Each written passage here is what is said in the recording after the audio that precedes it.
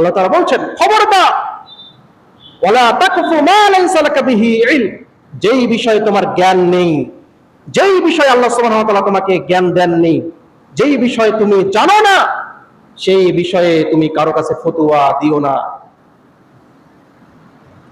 আজকে আমাদের চায়ের স্টলে বসলে, এক জায়গায় জড়ো হয়ে কিছু মুরব্বীরা বা ছেলেপেলে বসলে, মা বোনেরা বসলে দেখবেন যে কত ফতোয়া বের হয় না? অমুক হলো, সুমুক হলো, এটা করা যাবে না, তুমুক হলো না, এই হলো না, সেই হলো না, এই করলে সেই হবে।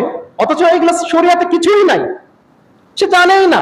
আরেকজনের থেকে শুনে বা নিজের মতন সে গড়ে নিয়ে আরেকজনকে বলছে যে হ্যাঁ বুবু, এই কাজটা করা যাবে না।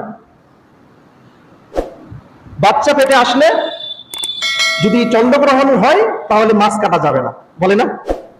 এই যে দেখেন, জানে না, কুসংস্কার। আরেকজনের থেকে শুনে বলছে যদি বাচ্চা পেটে থাকা অবস্থায় কেউ মাছ কাটে তাহলে তার নাকি কাটা বাচ্চা হয়। নাউজুবিল্লাহ, আস্তাগফিরুল্লাহ।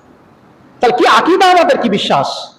এই যে না জেনে আপনি আরেকজনকে ফতোয়া দিয়ে দিচ্ছেন, এটা দ্বারা আপনি গুমরাহ হলেন, আরেক মা বোনকে আপনি গুমরাহ করলেন, তিনি ভয় পেয়ে আর এই কাজটি করবে না।